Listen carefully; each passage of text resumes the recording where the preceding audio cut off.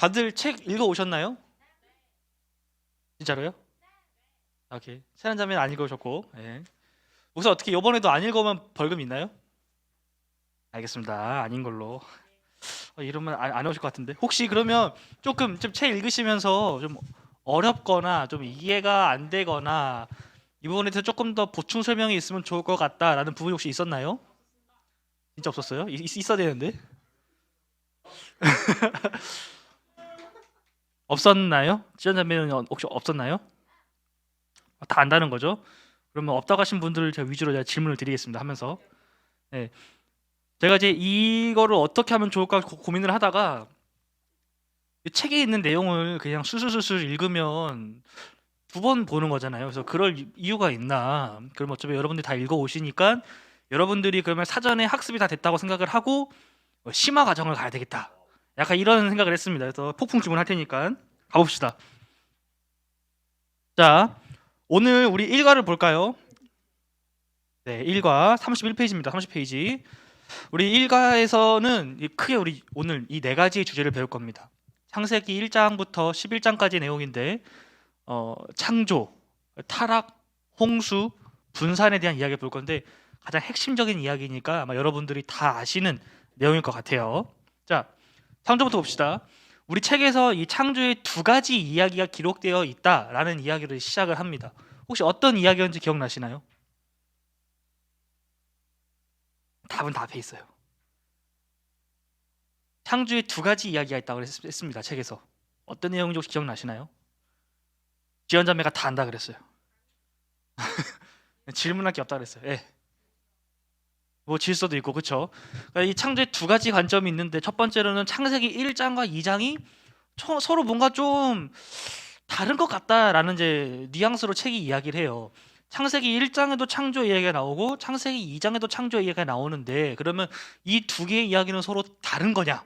이런 이야기를 하는데 결론부터 말하자면 다르지 않다. 같다. 다만 이 창조 이야기를 바라보는 관점이 다르다라는 거죠. 그러니까 창세기 1장 1절부터 2장 3절까지 기록되어 있는 창조는 첫 번째 이야기는 하나님께서 이 세계를 창조하시는 어떤 그런 순서대로 나열이 되어 있어요. 하나님께서 어떻게 이 세상을 창조하셨느냐, 하나님께서 우주적으로 창조하신 부분에 포커스가 있다면 2장 4절부터 25절까지 나와 있는 두 번째 창조 이야기는 이 창조의 꽃이라고 할 수 있는 이 인간을 중심으로 바라본 거죠. 하나님께서 인간을 창조하신 내용을 중심으로 이 창조 이야기를 풀어가는 이야기입니다. 그러니까 이 두 개의 이야기가 서로 대조되고 서로 다른 그 어떤 상반되는 이야기가 아니라 서로 보완해주는 더 하나님의 이 창조 이야기를 더 풍성하게 우리가 받아들일 수 있도록 도와주는 부분인 것입니다. 자, 이 하나님의 창조는 하나님께서 즉흥적으로 내가 짓고 하나님 뒤에 어머니 오셨습니다. 내가 창조 이야기를 내가 즉흥적으로 하나님께서 이렇게 창조해야 되겠다라고 해서 그냥 즉흥적으로 하신 게 아니에요. 하나님께서 자신의 어떠한 계획을 가지고 그 질서대로 창조하셨다라는 거죠.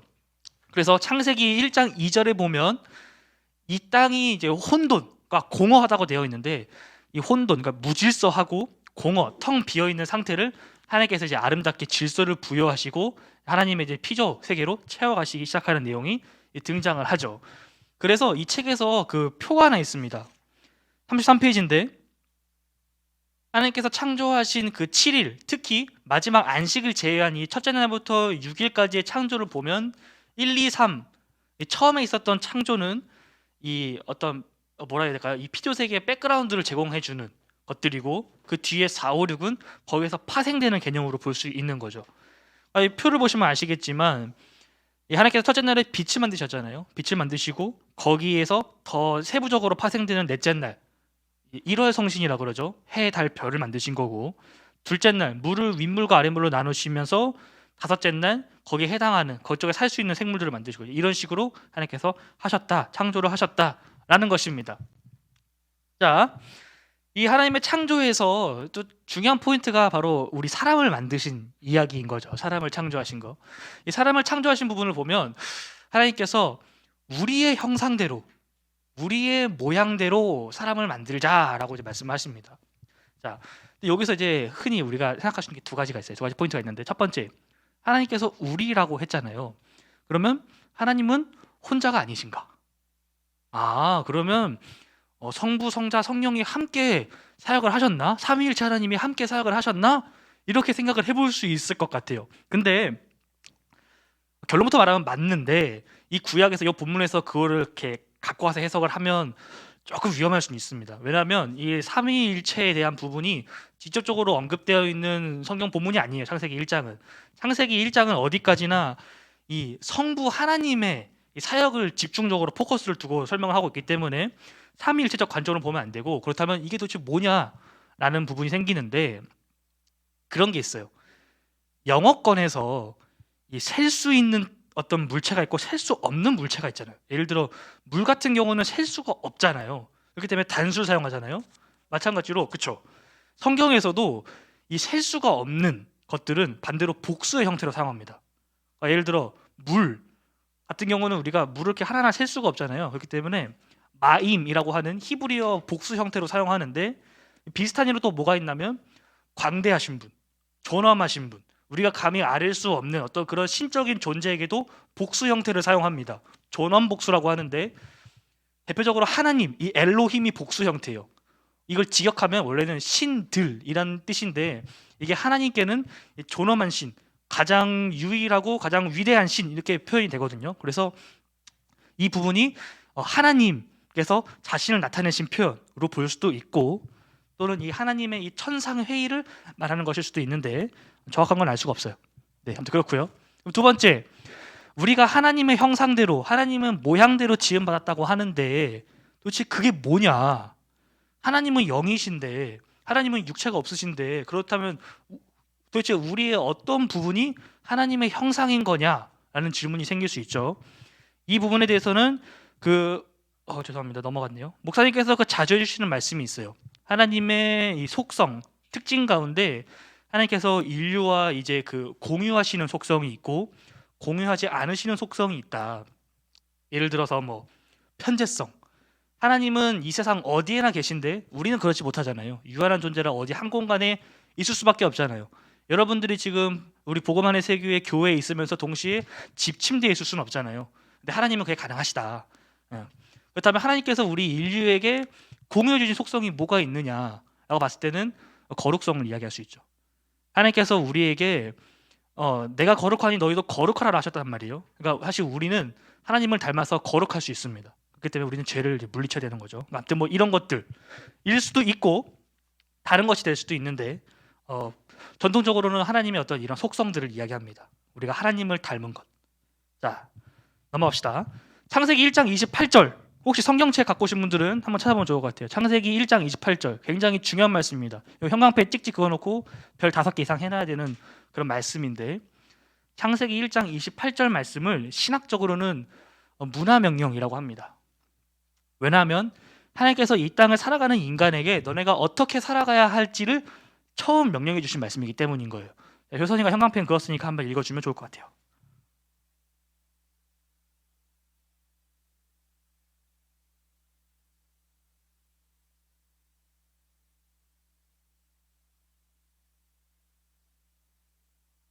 그렇죠. 아멘. 하나님께서 너희를 생육하고 번성하여 땅에 충만하라, 정복하고 다스리라, 이 5가지를 명령하신단 말이에요. 그러니까 인간은, 하나님으로 인해 창조된 인간은 이 땅에서 생육하고 번성하여 땅에 충만해야 될 어떤 그런 요청이 있는 거고, 또한 이 세상, 하나님께서 창조하신 이 피조 세계를 정복하고 다스려야 되는 이 위치에 있는 것입니다. 근데 여기서 말하는 정복과 다스림은 이 무분별한 파괴를 말하는 것이 아니라 이 피조 세계를 보호하고 보존하면서 함께 살아가는 것을 말합니다. 마치 사자와 어린 양이 함께 공존하는 것처럼 함께 가는 걸 말하는 거죠.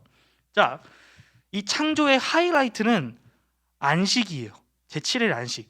하나님께서 첫째 날부터 그러니까 이 피조 세계를 창조하실 때마다 항상 하나님께서 보시기에 좋았더라, 하나님께서 보시기에 좋았더라, 이런 말이 나온 다음에 하나님께서 모든 것들을 다 창조하신, 인간까지 다 창조하신 6일째에는 어떤 말씀이 나오냐면 하나님께서 보시기에 심히 좋았더라 라는 말을 하시면서 그 다음 7일째 그날을 복되게 하시고 안식을 하시는데, 이 안식이 히브리어로 이제 샤바트라고 하는데, 이 샤바트 뜻이 뭐냐면 즐기는 거예요. 그걸 누리는 겁니다. 그러니까 단순히 휴식하고 쉬는 것. 하나님께서 창조하셨으니까 나 너무 힘들다 쉬자 이게 아니라 하나님께서 창조하신 그 세계를 누리는 것입니다. 그것을 즐거워하는 것이고 하나님께서 모든 피조 만물들을 만든 다음에 우리에게도 동일하게 허락하신 거죠. 그러니까 사실 우리는 이 하나님께서 창조하신 세계 안에서 안식을 누려야 되는데 그 안식이 뭐냐면 단순히 쉬고 일을 안 하는 개념이 아니라 하나님께서 창조하신 것들과 함께 하나님과 함께 우리가 그것을 즐기고 기뻐하고 축제를 여는 것. 이게 바로 진정한 안식의 개념입니다. 근데 이걸 나중에 예수님 때 보면 유대인들이 잘못 적용을 시키죠. 일하면 안 되는 어떻게 속박의 개념으로 잘못 오해를 합니다. 네. 밑에 이제 성부의 단독 사역인가 창조가 이 부분을 조금 더 설명해 보자면 요한복음 1장 1절에서 3절 말씀을 보면 태초에 말씀이 계시니라 이 말씀이 하나님과 함께 계시니 이 말씀이 곧 하나님이시니라 라고 하면서 이 말씀으로부터 세상이 창조됐다. 그가 없이는 단 하나도 이 세상에 창조된 것이 없다라고 말하는데 이 말씀이 바로 예수 그리스도를 말합니다. 그리고 또한 창세기 1장 2절을 보면 하나님의 영이 이 혼돈 가운데 있는 수면을 운행하셨다라고 기록이 되어 있어요. 이는 곧 성령을 말하는데 하나님의 창조 사역은 성부, 성자, 성령이 함께 하셨지만 이 본문에서 창세기 1장에서는 그것을 강조하고 있지는 않다라는 것을 알고 넘어가면 될 것 같습니다. 여기까지 혹시 질문 있나요? 오케이, 넘어갈게요. 다음, 자, 이 창조에 대한 이야기는 우리에게 이 세 가지 핵심 메시지를 줍니다. 33쪽 밑에 있는 문단을 보면 천지 창조의 기사가 전하는 핵심 메시지는 이 세 가지가 있다라고 나옵니다. 각각 이것은 하나님에 대한 이해, 하나님께서 창조하신 세계에 대한 이해, 그리고 이 인간에 대한 이해, 이 세 가지 측면을 가지고 있습니다. 먼저 하나님에 대한 이해를 보자면 이 고대 사람들은 이 신이라는 존재를 어떻게 생각했었냐면 좀 문화가 좀 다르긴 한데 어떤 초월적인 존재, 어떤 뭔가 신비로운 존재, 영적인 존재 이렇게 바라보면서 내가 감히 범접할 수 없는 존재, 저기 있는 뭐 태양, 뭐 달, 별, 아니면 우리 마을에 있는 좀 큰 나무 이런 것들을 다 신으로 생각을 했었습니다. 이해되시죠? 그리고 뭐 아니면 뭐 힘센 동물, 뭐 소라든지 이런 것들을 신이라 생각을 했는데 이 성경은 분명히 말합니다. 그것들은 다 신이 아니라는 거예요. 그런 것들은 다 하나님께서 창조하신 것들이라는 거죠. 예를 들어서 애굽의 바로, 이 파라오는 이 애굽의 태양신 라의 아들이다라는 뜻이거든요. 그러니까 그 애굽의 왕이 섬기는 그 태양신조차도 태양조차도 하나님께서 창조하신 하나의 피조물에 불과하다라는 거죠. 이해되셨죠? 네. 그러니까 이렇게 이 고대의 신관을 완전히 무너뜨려 버리는 그러니까 하나님만이 진짜 유일한 신이다라는 것을 강조하고 있습니다. 또한 하나님께서 말씀으로 세상을 창조하시잖아요. 그러니까 우리 이렇게 생각하면 좋을 것 같아요. 사극 같은 거 보면 막 어명이요 하면 이제 다 실행되잖아요. 그것처럼 이 지엄하신 왕께서 이 세상 가운데 혼돈과 공허가 있는 세상 가운데 말씀으로 선포하시자 그것이 이제 이루어지게 된 것이죠. 그렇기 때문에 이 창조 사역을 하나님 나라의 시작으로 봅니다. 그러니까 왕이 명령을 내리자 그 통치가 이제 시작되게 된 것이죠. 이해되시죠? 하나님 나라의 관점입니다. 두 번째로는 이 세상에 대한 이해예요. 아까 말했던 하나님 나라에 대한 이야기 나오고 하나님께서 창조하신 이 세계는 완전하고 선하다는 것이죠. 이게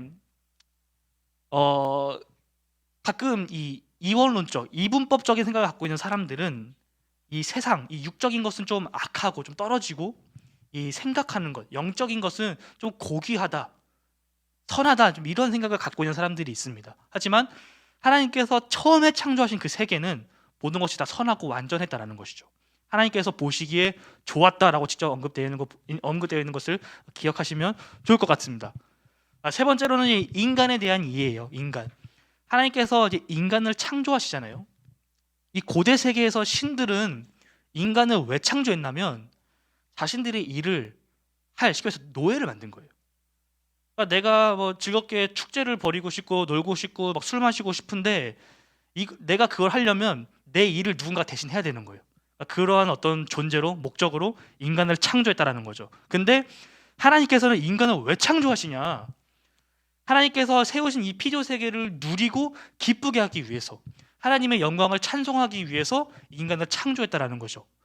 이 고대의 사람들이 갖고 있었던 이 인간관, 그리고 성경이 말하는 인간관이 극명하게 차이가 나는 것입니다. 네, 그러면서 또 그거죠. 이 고대의 신들은 이 자신들의 일을 할 사람으로 그냥 노예를 만드는데, 하나님께서는 이 자신의 형상대로 인간을 창조했다라는 거죠. 이 부분에서 아주 극명한 차이가 있습니다. 자, 여기서 또 하나 또 재미있는 사실이 있는데, 예전에 이제 목사님께서 몇 번 설교해 주신 적이 있는데, 첼렘에 대한 부분이에요. 하나님께서 인간을 하나님의 형상대로 지었는데, 이 형상을 말하는 히브리어 동사가 첼렘입니다. 이 첼렘이 뭐냐면 뭐 동상, 왕권을 상징하는 어떤 징표, 이런 뜻을 가지고 있어요. 그러니까 이런 거죠. 요 이미지가 광개토 대왕 능비예요. 이 광개토 대왕 능비를 왜 만들었을까요? 광개토 대왕이 내가 차지한 땅, 그러니까 쉽게 말해서 이런 거죠. 뭐 피라미드 같은 데 가서 언제 2022년 4월 10일 박민혁 왔다 감, 이런 거랑 비슷한 개념인 거예요. 내가 그 지역을 점령했다. 이 지역에 나의 통치가 임하고 있다. 여기까지가 내 나라다라는 것을 자랑하는 거죠. 그러니까 거기까지가 나의 왕국이다라는 건데, 하나님께서 바로 우리를 그런 존재로 만들었다는 거예요. 하나님께서 우리를 하나님의 형상, 하나님의 동상, 하나님의 왕권을 나타낼 수 있는 대리자로 만드셔서 우리가 살아가고 있는 그 땅이, 우리가 머무는 그 땅이 하나님의 통치가 임하는 하나님의 나라다라는 것을 우리에게 보여준다는 것입니다. 그러니까 지연자매가 있는 그곳이 하나님의 나라가 되는 거죠. 하나님의 통치가 임하는 곳이 되는 것이고, 네, 그런 것입니다. 네, 여기까지 질문 있으신가요? 네, 책을 안 읽으시면 이해가 어려워요. 다음에 읽으시면 좋을 것 같아요. 자, 하나님께서 인간을 창조하신 다음에 이제 에덴 동산에서 살게 해 주십니다. 그렇죠? 에덴 동산에 보면 이 4개의 강이 흐르고 있다라고 기록이 되어 있어요, 성경에. 창세기 2장에 있습니다. 그래서 보면 뭐 유프라테스 강, 뭐 티그리스 강, 기송 강, 비용 강 이렇게 나오는데 정확한 위치를 알 수 없어요. 여기가 이제 우리나라고요. 여기 사우디아라비아, 여기 이스라엘인데, 아마도 이 메소포타미아 지역과 여기 유프라테스 강, 티그리스 강, 그리고 요 나일강 사이 요 어딘가에 있지 않을까라고 학자들이 추정을 합니다. 가끔 이제 생물학자들은 이 인류의 기원을 탐구해서 가다 보니 아마도 에덴 동산은 이쪽에 있을 것이다라고 말하기도 하는데 정확한 건 알 수가 없어요. 다시 돌아와서, 네, 하나님께서 에덴 동산에 이제 사람들을 창조하시는 거죠. 그렇죠? 자, 사람을 하나님께서 뭘로 만드시죠? 그렇죠? 흙으로 만드시죠. 이 흙이라는 히브리어 단어가 티끌, 먼지라는 거예요. 그러니까 아무런 생명력도 없고 아무런 가치도 없는 진짜 이 쓰레기 같은 것들을 모아다가 사람, 아주 고귀한 존재를 만들었다는 것이죠. 이해되셨어요? 이게 하나님의 섭리입니다. 어마어마한 거예요. 그리고 이 동물과는 아주 큰 차이점이 있어요. 그러니까 동물도 흙으로 만들거든요. 근데 이 동물과 사람의 가장 큰 차이점이 뭐예요, 지원자님? 알 것 같아요. 예? 뭐 모른대요. 예. 세연아, 뭘까? 이 동물과 사람의 가장 큰 차이점이 뭘까? 둘 다 흙으로 만들었는데, 둘 다 같은 날 만들었는데 이 가장 큰 차이점이 뭘까? 그렇지, 영이 있죠. 하나님이 인간을 창조하신 흙으로 빚으신 다음에 그 코에 생기를 불어넣었더니 곧 생명이 되었다. 살아있는 영이 되었다. 리빙 소울이라고 성경이 기록하고 있는 것입니다. 이게 바로 큰 차이점이에요. 그래서 전도서 말씀인가를 보면 인간은 죽은 다음에 그 영이 위로 올라가지만 짐승은 죽은 다음에 그 영이 밑으로 간다 그러죠. 지옥으로. 네, 사라지는 거예요. 그냥 지옥이 아니라 사라지는 겁니다. 자, 다시 창세기 1장 28절 문화명령으로 돌아오면 하나님께서 생육하고 번성하고 충만하고 정복하고 다스리라라고 말하면서 아담에게, 아담이란 곧 사람이란 뜻인데 사람에게 명령하신 게 뭐냐면 이름을 지어줘라라는 거예요. 이름을 지어줘라. 네, 내 이름을 지어줘라. 그러니까 저걸 보고 얘는 얼룩말, 얘는 코끼리, 이름을 지어줘라. 이름을 지어준다라는 것은 내가 그 존재보다 위에 있다라는 거예요. 그렇죠? 부모님이 자녀의 이름을 지어주지 자녀가 부모님의 이름을 지어주지는 않잖아요. 그렇죠? 사모님께서 이제 햇살이라고 지은 것처럼 그러니까 더 권위가 있는 사람이 지어주는 거란 말이에요. 근데 여기서 분명히 알아야 될 것은 아담이 짐승들에게 이름을 주잖아요. 근데 그 아담이 짐승들에게 이름을 줄 수 있었던 이유는 하나님께서 그 권한을 부여주셨기 때문인 거예요. 그러니까 아담보다, 사람보다 더 높은 존재가 있다는 것이죠. 요걸 잊으면 안 됩니다. 요거를 잊는 순간 우리는 죄를 범하게 되는 거예요. 아담이 그랬죠. 자, 그리고 이제 아담이 혼자 있는 게 좀 불쌍해 보이시니까 하나님께서 돕는 배필을 주시죠. 누구죠? 하와죠. 근데 놀랍게도 하와의 이름이 등장하지 않아요. 하와의 이름은 조금 더 뒤에 나옵니다. 우선 여자라고 할게요. 여자를 주시는데, 그쵸, 여자요. 여자를 주시는데 그 성경에 보면 도움이 될 배필이라고 나와서 뭐 여자는 남자보다 하등한 존재다, 열등한 존재다. 그러니까 여자는 조용히 있어야 된다라고 가끔 말하시는 분들이 있는데 매우 잘못된 겁니다. 이 그를 마주보고라는 앞에 전치사가 붙어요. 네게드라는 히브리어인데 이게 뭐냐면 히브리 사람들은 생선을 잡은 다음에 그 생선을 반으로 갈라요. 갈라서 이렇게 말리거든요. 그 말린 생선은 네게드라고 합니다. 그러니까 서로, 그러니까 이게 갈라진 게 아니라 하나로 붙어 있는 거예요. 붙어 있는데 이렇게 펴진 거죠. 그러니까 저를 반 잘라갖고 옆으로 펼친 거란 말이에요. 미안합니다. 네. 그런 거란 말이에요. 그리고 이 아담의 갈빗대를 뽑잖아요. 그러니까 이 아담과 같은 재료로 하나님께서 창조하신 거예요. 그러니까 아담과 동일한 존재라는 거죠. 하와가, 그러니까 이 여자가 더 하등한 존재가 아니라는 거예요. 그러니까 도움이나 보조자가 아니라 대등한 존재, 동등한 존재 하나님께서 창조하셨다라는 것. 그렇기 때문에 일부에서는 이렇게 말하기도 합니다. 아담이 하와를 보고 내 살 중에 살이요 내 뼈 중에 뼈로다 바로 알아보잖아요. 그렇기 때문에 이 인간이 죄를 범하기 전에 그 인간은 서로가 서로 다르지만 서로 같은 하나였다. 그렇기 때문에 이 삼위일체 하나님을 이해할 수 있는 존재였다라고 말하는 사람들도 간혹 있습니다. 하지만 죄를 범함으로써 남자와 여자의 관계가 깨져버리고, 그러니까 인간과 인간의 관계가 깨져버리고, 그로 말미암아 인간이 하나님을 이해할 수 있는 그것도 깨져버렸다라고 말하는 사람도 있어요. 자, 지도 파스게 넘어갑시다. 좀 어려운 내용인데 37쪽에 아주 어려운, 거의 신학생들이나 배울 법한 내용이 나와 있어요. 그래서 살짝만 언급하고 가겠습니다. 이 표현을 보면 창세기 1장 첫 번째 창조 이야기에서는 하나님이라는 표현이 쓰였고, 두 번째 창조 이야기인 창세기 2장에서는 여호와라는 표현이 사용됐는데 이게 왜 다른 거냐라는 이야기를 하고 있어요. 히브리어로 보면 하나님은 엘로힘이라 되어 있고, 그리고 여호와는 야훼는 이제 히브리어로 예호바라고 되어 있는데, 예호바라고 되어 있는데 이게 그러면 다른 거냐 같은 거냐 이제 이런 걸 말하는데, 효선이가 아까 아침에 저한테 물어봐서 제가 답변을 해줬어요. 효선이 혹시 기억하고 있나요? 네.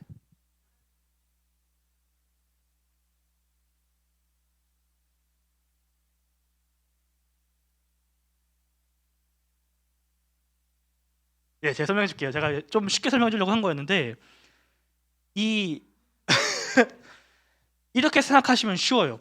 이 엘로힘 하나님이라는 표현은 쉽게 말하면 그냥 신 이런 표현입니다. 그러니까 우리 사람으로 치면 인간 이런 어떤 하나의 고유명사처럼 되는 거죠. 근데 반대로 이 여호와라는 거는 박지연, 강채란, 김효선 이런 하나의 이름 같은 요소입니다. 그러니까 뭔 소리냐면 하나님께서 세상을 창조하셨다라는 것은 어떤 초월적인 존재, 이 신이 세상을 창조했다라는 개념이라면, 여호와께서 세상을 창조하셨다는 것은 나와 관계를 맺고 있는, 나와 친분이 있는 어떠한 존재가 만들었다는 거예요. 이해돼요? 그러니까 이 하나님이라는 표현이 조금 더 좀 멀리 있는 개념이라면 여호와는 조금 더 나랑 가까이 있는 개념으로 볼 수 있어요. 그러니까 이런 거죠. 내가 오늘 어떤 인간을 만났어 라고 얘기하는 거랑 네, 넘어갈게요. 알겠습니다. 예. 네. 오케이.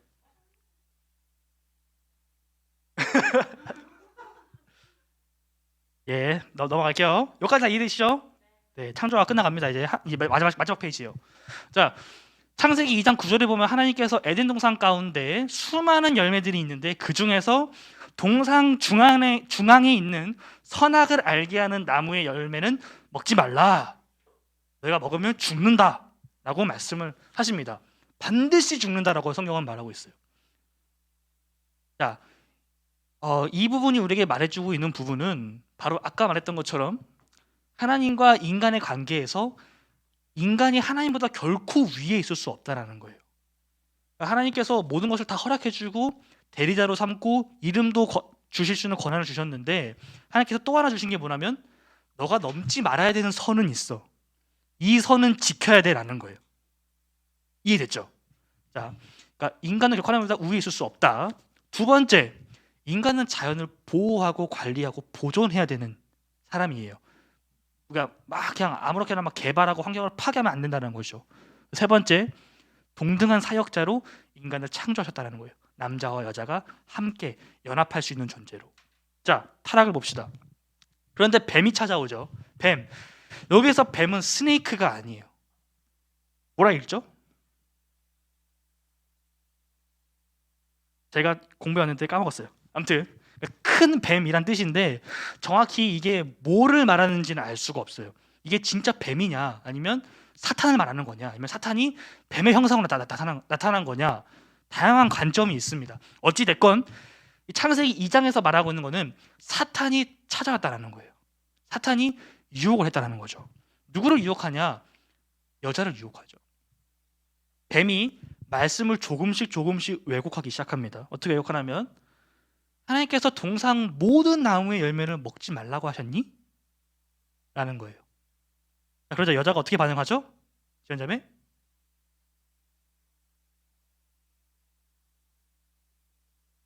아니죠. 죽을까 하노라. 하나님께서는 넌 먹지 말라. 너희가 먹으면 반드시 죽는다라고 하셨는데, 여자는 먹지도 말고 만지지도 말라 하셨고, 우리가 그걸 먹으면 죽을까봐, 혹시 죽을까봐 하지 말라고 하셨습니다. 라는 거예요. 하나님은 반드시 죽는다고 했는데 여자는 혹시 죽을까봐. 그러자 뱀이 다시 한 번 더 왜곡을 시작하죠. 너네가 절대 죽지 않아. 절대 죽지 않아. 그러면서 뭐라 말하냐면, 너네가 그걸 먹으면 하나님 같이 될 거야. 이 얘기를 듣자 여자가 어떤 반응을 보이냐면, 보니까 먹음직도 하고 보암직도 하고 지혜롭게 할 만큼 탐스럽다. 그죠? 존맛탱인 거죠. 제 입에서 존맛탱인 거죠.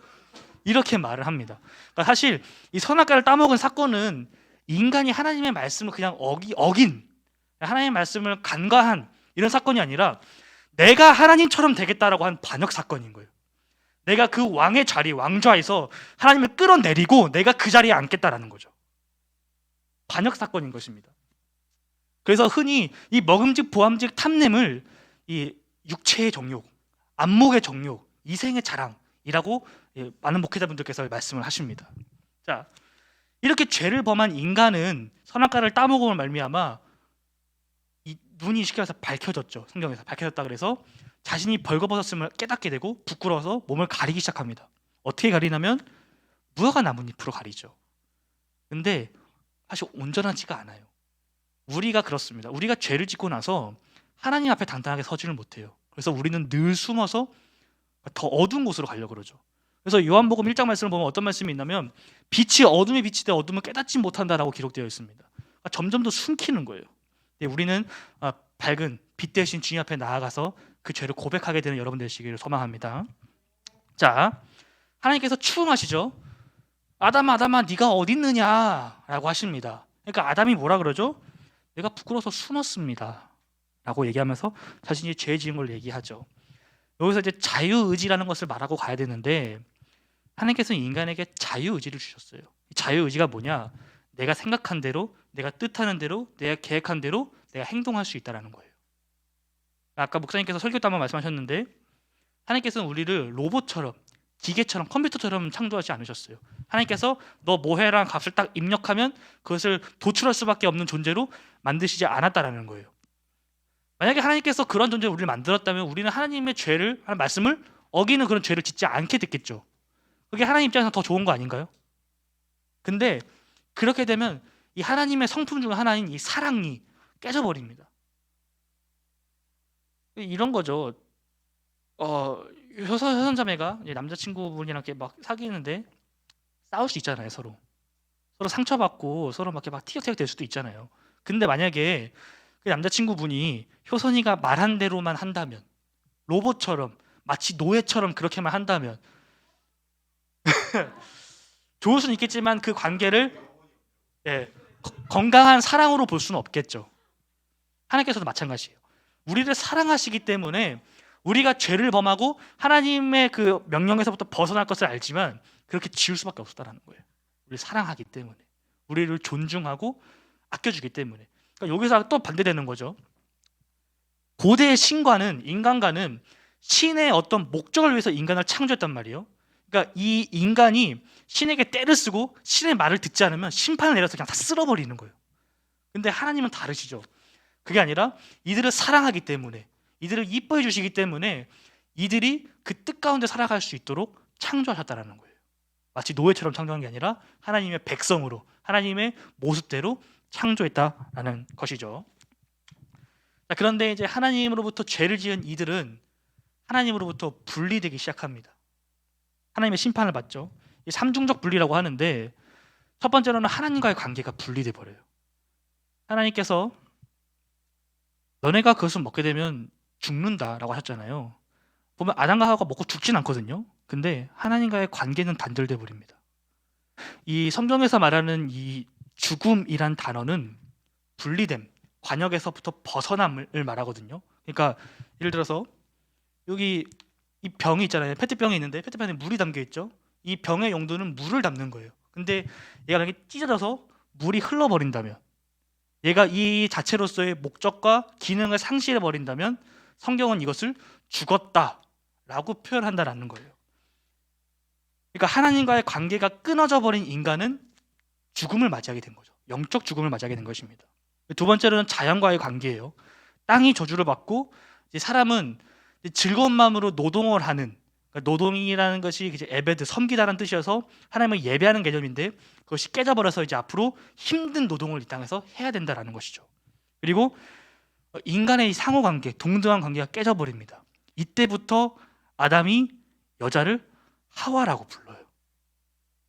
아담, 사람은 남자와 여자가 동등한 존재거든요. 근데 아담이 자신의 이 돕는 배필 여자에게 이름을 지어줍니다. 아까 이름을 지어주면 뭐라 그랬죠? 그보다 권위가 있다는 거죠. 그러니까 남자가 여자를 자기의 소유물로 종속시켜버린 거예요. 그 동등한 관계가 깨져버린 거죠. 여기서 이제 하나 이제 추가로 설명해 줄 게 있어요. 효선이가 가끔씩, 가끔이 아니라 거의 대부분 하와라고 안 하고 이브라고 표현을 합니다. 자, 그렇다면 여기서 하와, 우리는 하와라고 알고 있는데 그러면 이브는 도대체 뭐냐? 하와가 맞는 표현이냐, 이브가 맞는 표현이냐를 놓고 보면 똑같은데 원어적으로 보면 하와가 맞는 표현입니다. 처음에 이제 이 창세기가 쓰였을 때 하와는 이제 하와, 지금의 히브리어 반어로 하면 하와라는 표현이에요. 근데 이게 이제 그 기원전 300년경, 200년경에 이제 70인역이 번역되면서 헬라어로는 휴아라고 번역이 됩니다. 이게 라틴어 벌게이트 버전에서는 이바라고 번역이 되고, 이게 영어 성경에서는 이브로 번역이 된 거예요. 그렇기 때문에 같은 뜻이긴 하지만 하와라고 하는 것이 조금 더 원어적으로 가까운 표현이다라는 이야기를 드리고 싶습니다. 자, 그렇다면 하나님부터 심판을 받아서 하나님과 분리되고 인간과의 관계가 깨져버리고 자연과의 관계가 깨져버린 이 인간은 그럼 이제 이 상태로밖에 살아갈 수가 없는 존재인가? 영원한 죽음과 슬픔과 아픔 가운데서밖에 살아갈 수 없는 존재인가? 아니라는 거죠. 성경은 거기에 대해서 해결책을 제시합니다. 그것이 바로 구원인 거죠. 이 모든 깨어지고 분리된 관계를 회복하는 것. 그렇기 때문에 이 구원은 단순히 내 영이 구원받는 것에서 끝나는 게 아니에요. 모든 끊어진 관계, 모든 무너진 관계를 회복하는 통전적인 개념입니다. 전인적인 개념인 것이죠. 넘어갑시다. 창세기 3장 15절에 최초의 복음이라고 할 수 있는 원시 복음이 기록되어 있습니다. 15절 찾아볼까요? 창세기 3장 15절. 굉장히 중요한 말씀입니다. 이것도 현관펜 찍찍 별 5개 이상 해야 되는 매우 중요한 말씀이에요. 앞에 PPT에 있네요. PPT 세원이가 한번 읽어주면 좋을 것 같아요.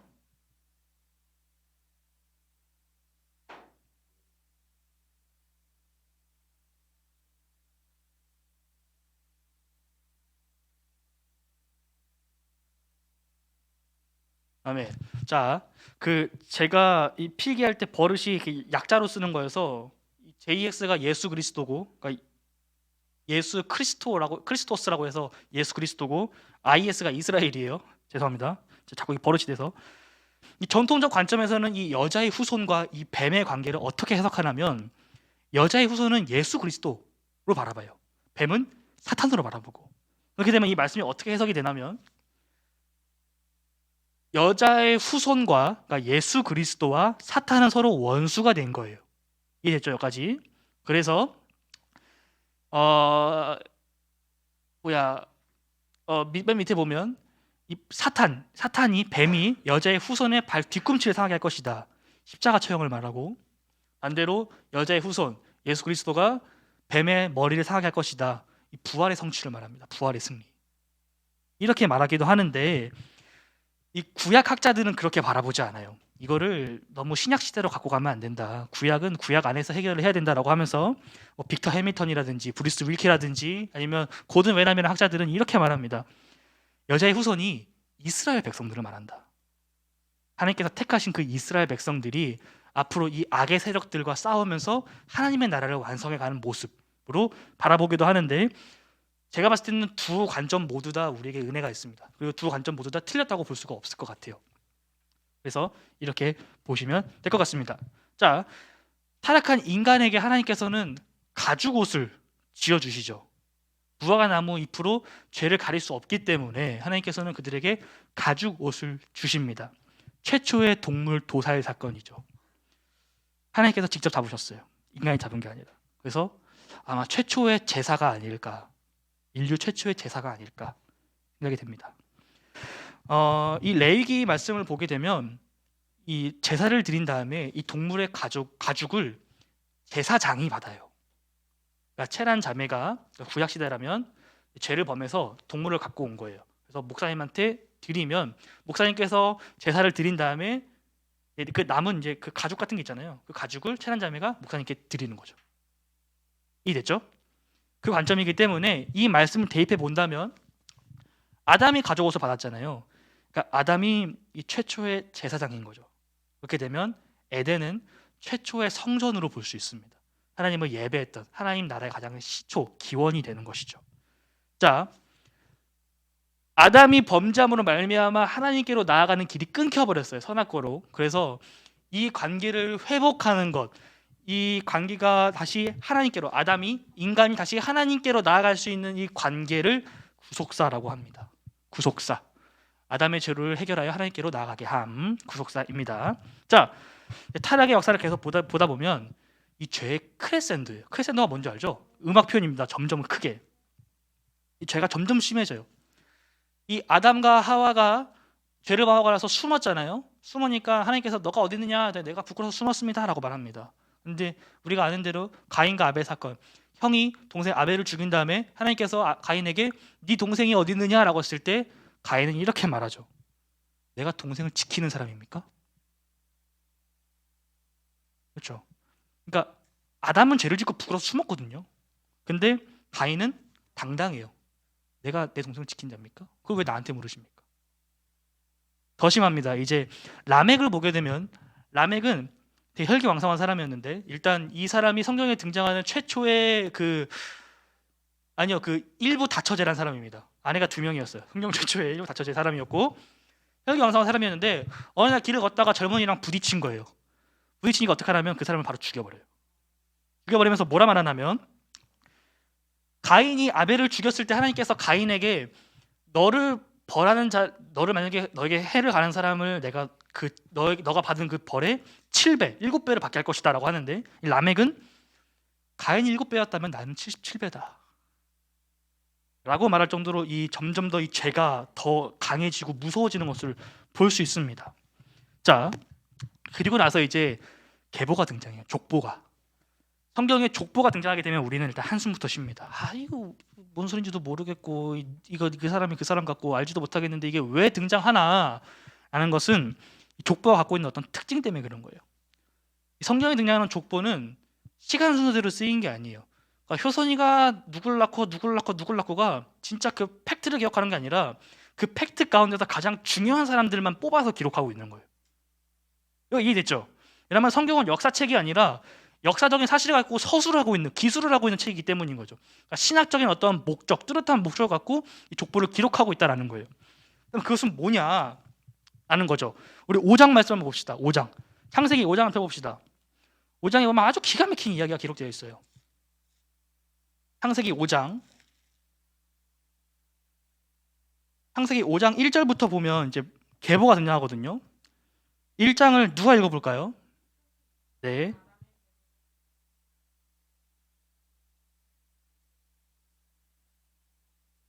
자, 그리고 나서 3절 세훈이.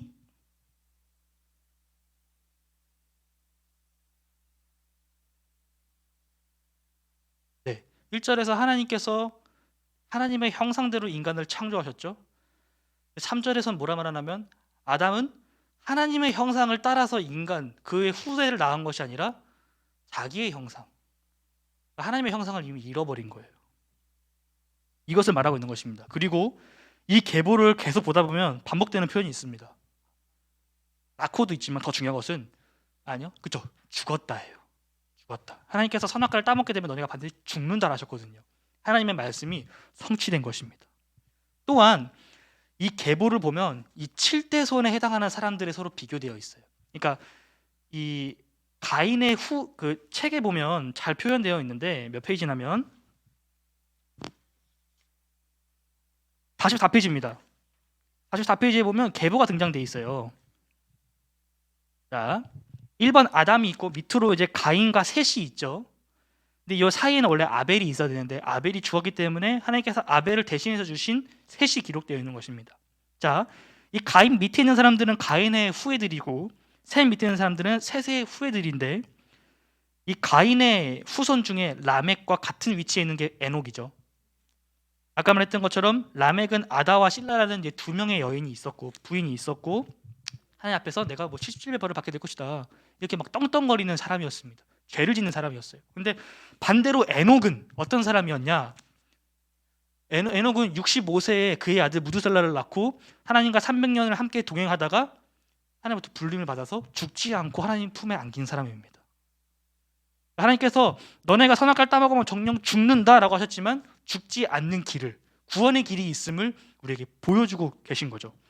대표적인 사람이 또한 노아예요. 이 계보 마지막에 등장하는 노아. 그러니까 하나님께서 이 지금 창세기의 족보가 기록되어 있는 것은 그 노아, 하나님으로부터 죽지 않고 구원받을 수 있는 길이 무엇인가를 이제 앞으로 설명하겠다라는 이야기를 족보를 통해서 지금 하고 있는 거예요. 좋아요. 족보는 그래서 괜히 있는 것이 아니라 어떤 목적을 가지고 뚜렷한 목적을 가지고 기록되어 있는 것이다 라는 것입니다. 자, 창세기 6장에서 9절입니다. 홍수 이야기죠. 창세기 6장에 보면 하나님의 아들들과 사람의 딸들에 대한 이야기가 있어요. 시간 관계상 이거 넘어갈게요. 이거 목사님께서 설교하셨던 거 본문 찾아보면 나옵니다. 유튜브로 보세요. 자, 하나님의 한탄. 하나님께서 세상을 창조하시고 토부, 보기 좋다 감탄하셨는데 그 감탄이 한탄으로 바뀌었습니다. 이것도 목사님 설교 영상 있어요. 성결대학교 영성훈련에서 하셨던 그 설교 영상 찾아보시면 됩니다. 자, 그래서 하나님께서 인간이 죽지 않고 구원받을 수 있는 길을 제시해 주는데 그게 바로 노아를 통해서 된다는 거죠. 모든 이 세계 가운데 죄악과 횡포가 가득한 포악한 이 시대 가운데 하나님의 말씀에 순종하고 귀를 기울였던 의인이었던 노아를 통해서 하나님께서 그 구원의 역사를 이루어 가신다는 거예요. 히브리서 11장 7절 말씀을 보면 더 좋은 어떤 그런 인사이트를 얻을 수 있을 것입니다. 근데 문제는 뭐냐면 이 홍수에 대한 이야기가 생각보다 많다라는 거예요. 성경에만 기록된 이야기가 아니라는 거죠. 대표적으로 그 당시 이 고대 근동이라는 거는 이 중동과 뭐 이라크 이쪽을 말하는 거예요. 그 근동에서는 다양한 홍수 이야기들이 있다라는 거예요. 예를 들어서 길가메시의 서사시라든지 아니면 아트라하시스의 서사시를 보게 되면 홍수의 이야기가 등장한다라는 거예요. 근데 여기에서 이제 성경에 나오는 거랑 다른 차이점은 뭐냐면 아까도 말했던 것처럼 하나님께서는 인간을 사랑하사 그들에게 자유의지를 주셔서 창조하셨는데 그들이 하나님의 뜻으로부터 벗어나자 하나님께서 그들을 심판하신 거고, 반대로 이들에 대한 이야기는 신이 자신의 어떤 일을 위해서 인간을 창조했는데 그들이 막 떽떽거리고 막 징징거리고 하니까 그들을 쓸어버린 사건인 거죠. 완전 그 초점이 다른 거예요. 그렇다면 성경은 도대체 왜 이러한 어떤 신화적인 요소를 가지고 이 신화적인 요소를 성경에 기록하고 있는가라는 거죠. 하나님에 대한 부분을 왜 신화적인 요소로 기록을 하고 있는가? 이렇게 생각해 볼 수 있을 것 같아요. 만약에 성경이 오늘날 이 시대에 쓰였다면 성경은 굉장히 과학적으로 쓰였을 것입니다. 하나님의 DNA는 어떻고 하나님께서 이 땅에 임했을 때 막 양자역학은 어떻게 되고 막 이렇게 쓰였을 거예요. 근데 그렇게 되면 오늘을 살아가는 우리는 하나님이 그런 존재구나, 하나님이 이런 분이시구나를 알겠죠. 이 성경이 처음 쓰였을 그 고대 시대 당시에는 이 신을 설명할 수 있는 가장 좋은 방법이 신화라는 어떤 그런 문학 장치인 거죠. 그래서 어떤 이런 신화적인 요소를 가지고 성경이 하나님에 대한 것을 기록하고 있다라는 것입니다. 성경에 사용할 수밖에 없었던 어떤 하나의 문학 장치인 거죠. 자, 우리가 흔히 노아의 방주를 생각하면 이제 이런 모양을 생각하기 쉬워요. 그렇죠? 막 엄청 큰 왜 막 짐승들 타고. 근데 실제로 성경에 나와 있는 자료들을 보면 실제로는 아마 이런 모양이지 않았을까 싶습니다. 여기가 50규빗, 300규빗, 30규빗. 그러니까 규빗이 여기서부터 여기까지 말하거든요. 그러니까 약 한 45cm 정도. 근데 당시 고대 사람들은 좀 더 키가 작았으니까 더 작지 않았을까 싶습니다. 3층 구조로 되어 있어요. 자, 이 홍수 사건은 이 역창조 사건이에요. 그러니까 하나님께서 이 혼돈과 공업 가운데 있던 것을 질서로 창조하셨잖아요. 이것을 다시 역행하는 사건입니다. 근데 이제 좀 다른 점이 있다면 창세기 1장, 2장에 나오는 첫 번째 창조에서는 하나님께서 아무것도 없는 무에서 유를 창조하셨다면 이번에는 하나님께서 이미 창조하신 것들을 보존하시면서 역창조를 하신다라는 거죠. 40주야가 비가 내립니다. 성경에서 40이라는 숫자, 그러니까 모든 숫자가 꼭 상징적인 의미가 있는 것은 아니지만 40이라는 숫자는 흔히 고통, 인내, 심판 이런 걸 좀 상징을 합니다. 그리고 나서 이 하나님의 영이 그 물을 밀어냈다라고 기록되어 있어요. 이 영이 바로 루아흐입니다. 루아흐인데 이 루아흐가 또 어디에 쓰이냐면 홍해가 갈라질 때. 홍해가 갈라질 때도 쓰이고 그 창세기의 둘째 날 윗물과 아랫물을 나누실 때도 이 표현이 사용됩니다. 성령께서 행하신 것이죠. 자, 이 노아가 이제 방주에서 내립니다. 하선을 하죠. 하선을 하기 전에 까마귀가 이제 비둘기를 보내면서 땅에 물이 말랐나 안 말랐나를 확인합니다. 노아는 내리기 전에 이미 땅에 물이 말랐음을 알고 있었어요. 근데 노아는 내리지 않습니다. 왜? 하나님께서 명령하지 않았기 때문에. 하나님의 명령을 기다린 것이죠. 계속. 노아는 하선해서 가장 먼저 한 것이 바로 언제? 하나님을 예배했다라는 거예요. 그러니까 포악과 횡포가 가득했던 땅이 하나님의 심판으로 인해서 정리된 다음에 노아가 가장 먼저 한 것은 하나님을 예배했다라는 것이죠. 그러자 하나님께서 이제 언약을 체결해 주십니다. 바로 무지개죠. 우리가 잘 아는 것처럼. 근데 이 무지개라고 사용된 이 히브리어가 퀘시트라고 해서 단순히 무지개만 말하는 게 아니라 이제 활도 같이 말합니다. 활. 모양이 비슷하잖아요. 그렇죠? 근데 이제 이 참 재밌는 해석인데 이 고대 왕들이 전쟁이 끝났을 때 하는 행위가 활을 거는 거예요. 그러니까 잡고 있던 활을 놓고 이제 우리가 옷을 벗어서 옷걸이에 거는 것처럼 활을 거는 거죠. 그러니까 하나님의 심판이 끝났다라는 것을 의미하기도 합니다. 그래서 하나님께서 다시 이들과 언약을 체결해 주시는데 창세기 1장 28절에 있었던 문화 명령과는 달라요. 비슷한데 달라요. 하나님께서 생육하고 번성하여 땅이 충만하라까지 말씀하시는데 정복하고 다스리라는 말씀이 빠졌습니다. 그 관계가 깨졌기 때문에 할 수가 없는 것이죠. 이제. 자, 그 노아의 아들들 중에서 이제 한 번의 범죄 사건이 일어납니다. 그 누구였죠? 그렇죠. 함이 범죄를 저지르죠. 노아가 하나님을 예배하고 잘 지내고 있었는데 이 포도주 먹고 취해갖고 빨개 먹고 있다가 함이 그걸 보고 이제 형제들한테 고자질하면서 죄를 범하게 된 거죠. 그래서 함의 아들인 가나안이 그 저주를 받게 됩니다. 그리고 나서 이 아들들이 흩어지게 돼요. 열방으로 흩어지게 됩니다. 그러니까 하나님께서 말씀하신 생육하고 번성하여 땅이 충만하라는 말씀을 이뤄가기 시작한 것이죠. 그래서 야벳의 후손들은 이쪽으로, 셈은 이쪽으로, 함은 이쪽으로 인류가 퍼져나가기 시작합니다. 그런데 이 인류가 분산되는 과정에서 우리가 흩어지지 말자라고 하면서 뭐 하나 짓기 시작해요. 바벨탑이죠. 이게 이제 갈대아란다. 그 우르 지역에 있는 이제 지구라트인데 아마 이게 그거지 않을까 이제 추측을 합니다. 이 바벨탑을 지을 때 이야기를 조금 자세히 살펴보면 아주 놀라운 부분이 있어요. 뭐냐면 이들이 흩어지지 말자라고 하는 게 우리가 그 모일 수 있는 어떤 그런 포인트를 세우자, 베이스 캠프를 만들자라고 해서 탑을 세운 것뿐만 아니라 성읍을 같이 세웁니다. 그러니까 뭔 소리냐면 흩어지지 말자는 거죠.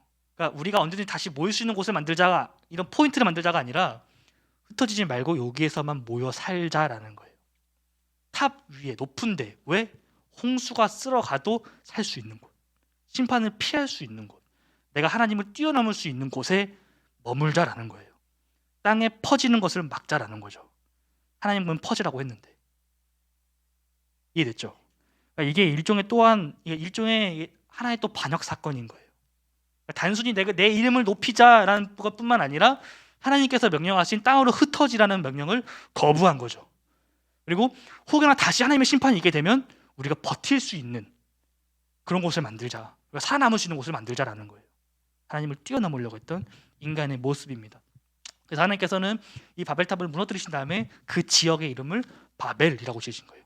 혼란, 흩어짐을 말하게 된 것입니다. 그래서 언어를 혼잡하게 하시죠. 그리고 나서 족보가 다시 등장합니다. 셈의 족보가 등장을 하죠. 제가 아까 말했죠. 족보는 어떠한 신학적인 목적을 갖고 있다고요. 여기서 셈의 족보가 말하고자 하는 것은 우리가 지금까지 살펴봤던 창세기 1장부터 11장까지의 이 창조 이야기, 창조 시대의 이야기랑 앞으로 이루어지게 될 이 다음 시대의 이야기를 연결해주는 브릿지를 갖고 있다는 거예요. 보면 아담부터 노아까지의 역사가 총 10대로 기록되어 있죠. 마찬가지로 그 노아의 아들인 셈부터 아브람까지의 역사가 10대로 기록되어 있습니다. 그러니까 이게 팩트는 아니에요. 다른 성경에 있는 구절들 찾아보면 빠진 이름들이 등장합니다. 하지만 이것들이 말하고자 하는 바는 하나님의 역사가 끊어지지 않고 계속 이어지고 있다. 하나님께서는 이들을 그냥 방치하고 심판한 다음에 버려두시는 것이 아니라 이들의 역사를 하나님께서 견인해 가신다라는 것을 말해주고 있는 것입니다. 네, 끝났습니다. 굉장히 오래 걸렸는데 혹시 질문 있으신가요?